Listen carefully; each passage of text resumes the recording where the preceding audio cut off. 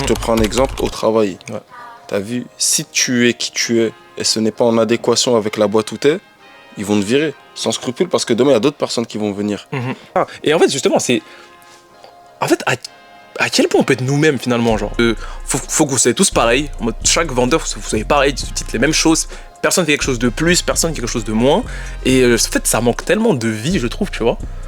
Et même si t'es le mec le plus ghetto, si t'es le plus fort, t'es le plus fort. En fait, si t'as quelque chose à apporter, tu peux être comme tu veux. Salut à tous, bienvenue sur Acharné, j'espère que vous allez bien. C'est comment Ryan? Ça va toi? Tranquillement, hein. Content de se retrouver pour ce 11e épisode de la saison 2. Donc déjà j'espère que jusqu'à maintenant vous aimez bien ce qui est proposé. Donc aujourd'hui on va parler d'un sujet spécial qu'on avait, c'était posé cette question la semaine dernière, donc je continue autant faire la vidéo aujourd'hui sur ça. Et donc c'est sur le fait de se conformer ou pas, être soi-même. Donc vous allez un peu voir dans quelle direction on va aller quoi. Et voilà, sur ce, asseyez-vous bien et on lance le générique.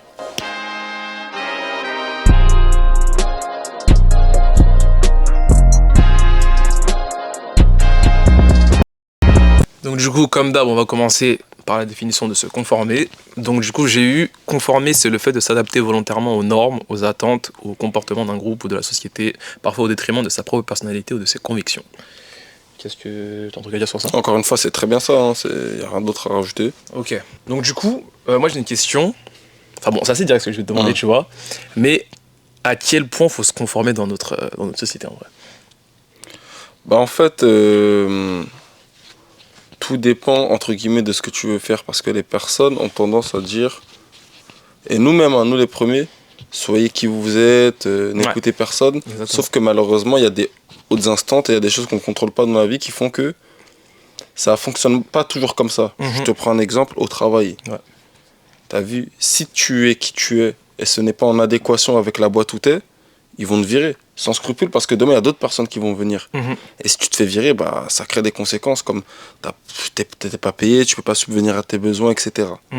Ça veut dire que moi, faut se conformiser entre guillemets dans la mesure du raisonnable. Ouais. Tu vois?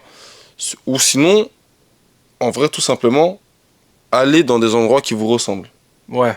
Sauf que tu vois, des fois, on n'a pas forcément le choix. Exactement, Si t'as vous pas avez le forcément choix. la possibilité, oui. Si t'es quelqu'un de, je sais pas, créatif, tu cherches un travail et tu finis au McDo, c'est sûr que tu vas être frustré. Et si tu t'agis comme tu veux, ça le fera pas parce que c'est pas ce qu'on te demande. Mais encore une fois, comme je viens de le dire, la vie nous montre qu'on n'a pas toujours le choix, tu vois. Non, mais c'est ça. Parce que t'as vu, par exemple, si je prends l'exemple du travail, et je pense qu'on a souvent le même problème, tu vois. Mais du coup, bon, non, on est comme on est. Ou par exemple, je vais prendre l'exemple quand je faisais de la vente, tu vois. Des fois, je suis quelqu'un qui aime bien parler, tu sais, j'aime pas vendre en mode, tiens, comme ça, tu vois, j'aime bien parler aux gens et tout. Et en soi, tu vois, c'est ce qui est demandé dans le taf, tu vois.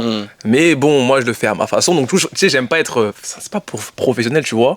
Mais j'aime bien avoir cette proximité avec les clients, tu vois. Et ça, c'est, tu vois, par exemple, quelque chose dont on m'a souvent dit, ah, c'est pas bien, tu vois. Mais ça, c'est un truc où j'ai du mal, et je pense que c'est pour ça que nous, on est très entrepreneurial, tu vois, c'est que j'ai du mal à, pas forcément me conformer, mais comment dire ça, me brider un peu, tu vois. C'est ça, exactement. Dans le sens où, ouais, en fait, faut que vous soyez tous pareils. En mode, chaque vendeur, vous soyez pareil, vous dites les mêmes choses. Personne fait quelque chose de plus, personne fait quelque chose de moins. Et en fait, ça manque tellement de vie, je trouve, tu vois. Moi, c'est un truc que je déteste, genre. Ça, bah, encore une fois, comme on le dit souvent depuis quelques épisodes, c'est très français. Tu vois. Ouais, que je pense. même, ouais, bah oui, je pense. Que ce soit même dans le sport, on va vite te cantonner à un rôle, que ce soit au foot. Si t'es rapide, tac, tu deviens ailier. Si t'es grand, tu vas à l'intérieur. Et après, à un moment donné, oui, c'est peut-être bien quand t'es jeune, mais après, il y a ses limites. Et même aussi, quand on va dire que t'as un jeu trop américain, bah, ça va pas te faire jouer. Bah, pour ceux qui connaissent pas Beauregard, c'est Luan Francisco, par exemple. Ouais. Il a dû partir. C'est ça. Pour faire un cours, c'est un joueur français qui avait un jeu très américain et du coup qui n'était pas accepté, enfin il était accepté dans aucun des centres de formation. Donc il est allé aux États-Unis, là où du coup son jeu était plus adapté. Il a fait son cursus universitaire, il a pris en niveau et donc du coup il est revenu en France et là, enfin il est revenu en France. Il a encore eu des soucis, mais du coup, il était vraiment trop fort, quoi. Donc là, du coup, je crois qu'il joue au Bayern, comme ça. C'est un des meilleurs meneurs, l'un des meilleurs meneurs du monde, en tout cas en Europe, quoi. Bien sûr, en Europe. Et bah, du coup, maintenant, en équipe de France et tout, quoi. Sauf que de base, on détestait comment il jouait, on détestait comment il était, tu vois. Et il a dû partir pour que maintenant, on lui ouvre grand les bras, quoi. Donc, ouais, c'est ça. Et en fait, justement, c'est. En fait, à quel point on peut être nous-mêmes, finalement, genre, dans nos sociétés, genre. Au point où ça dérange pas. Tant que tu déranges pas, c'est bon. Ah ouais, tu dis? Ah ouais, parce que quand tu déranges, tu fais peur en vrai. Surtout dans ce système-là. En vrai, moi je pense que c'est ça. Parce que si par exemple tu es dans un travail, on te dit je sais pas, ouais, faut que tu ailles à droite pour réussir. Si tu vas à gauche et en plus tu réussis, ça va énerver les gens.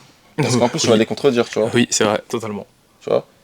En fait, surtout ici, les gens ils aiment pas être contredits, pardon, et ils aiment pas apprendre par entre guillemets ce qu'ils considèrent moins fort qu'eux ou moins hiérarchiquement inférieur, quoi. Exactement. Ouais, si. C'est-à-dire que moi je pense que c'est voilà, tant que tu déranges pas, bah c'est bon.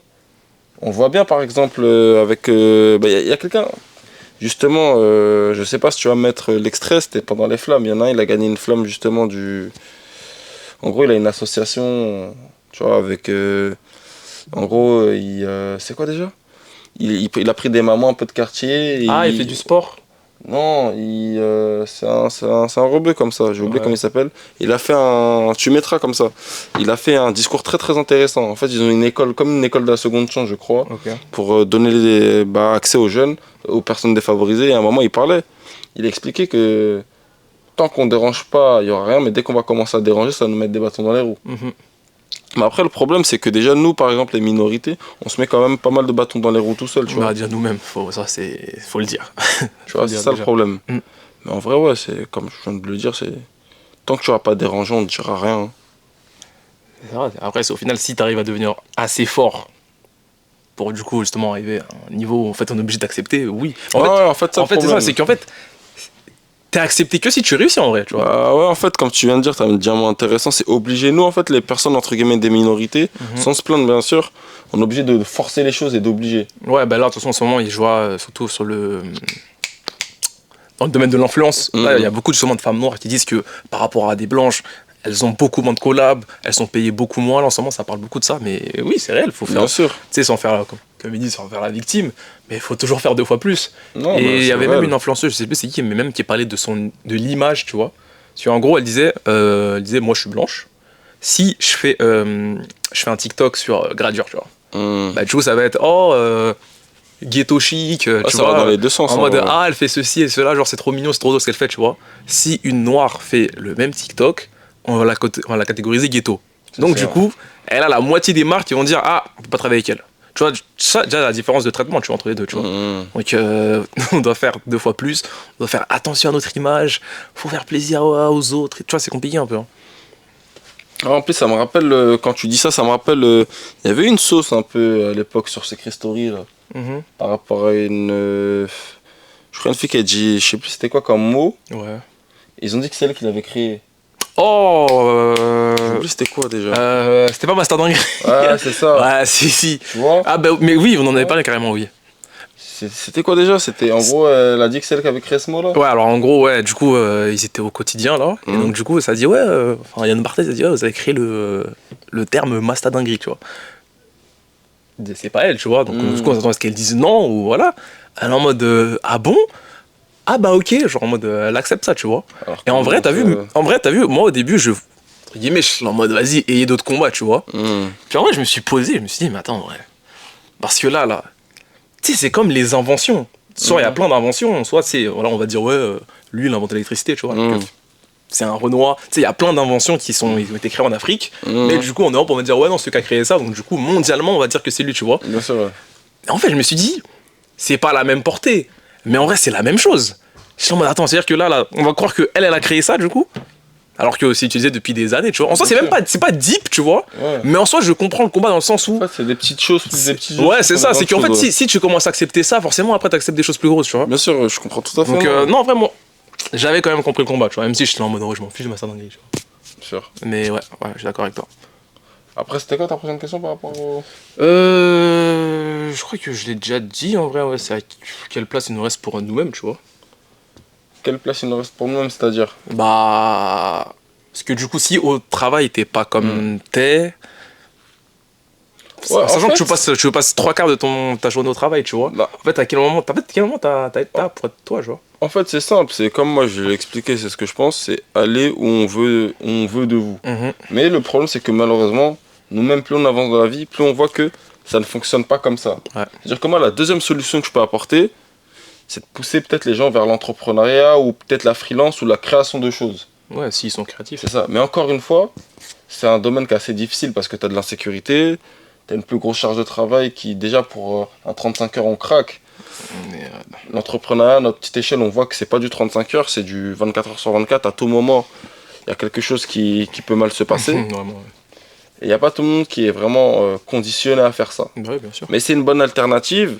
Parce que nous, par exemple, à notre petite échelle, que ce soit avec Acharné ou lui ou moi par rapport à d'autres projets qu'on a en annexe, on peut faire des choses où si ça réussit, c'est nous, ça réussit pas, c'est nous. Et on peut le tourner de n'importe quelle façon. Mais après, c'est vrai que même dans l'entrepreneuriat, dans certaines choses, on ne peut pas se permettre d'être forcément nous-mêmes. Par exemple, que ce soit dans des rendez-vous pro, que ce soit toi qui es dans le montage, si tu vas aller démarcher des personnes, tu es obligé quand même de te conformiser. En fait, ouais, c'est l'exposition et la réussite qui fera qu'on pourra venir comme on veut. Ouais, c'est ça. Tu vois, en vrai de vrai. Si t'es quelqu'un, entre guillemets, ce que je te souhaite bien sûr, si demain t'as 100K, et même si t'es le mec le plus ghetto, si t'es le plus fort, t'es le plus fort. En fait, si t'as quelque chose à apporter, tu peux être comme tu veux. Ouais, on voit maintenant, regarde tous les rappeurs qui vont dans des trucs qui étaient fermés pour les minorités. Maintenant, ils vont. Pourtant, ils n'ont pas le meilleur des comportements. Ouais, mais il faut passer par eux maintenant. Maintenant, il faut passer par eux parce que c'est qui rapporte, tu vois. Il faut créer son importance. Hein, c'est vraiment c'est ça, en fait. Comme tu viens de dire, c'est si tu crées ton importance et que t'es important, tu pourras faire ce que tu veux. Que bien sûr, après, et même non. Toute proportion gardée après. Et même, hein. Même, hein. Tu vois, même. Si t'es quelqu'un, si t'as quelque chose à apporter, c'est comme ça que ça fonctionne. En fait, tant que pour les gens, t'auras rien à leur apporter, faudra te conformiser. C'est ça, si tu es toi-même, on va te voir comme un mec bizarre, tu vois. Bien sûr. Tu seras critiqué tant que ça marche pas, et dès que ça va fonctionner, on va dire comment t'as fait, tout simplement. C'est totalement ça. Hein. En vrai, moi, c'est ce que je pense. Ouais, je suis d'accord. Je sais pas si t'as quelque chose à... Non, pas forcément. Je pense que moi aussi, je suis bon.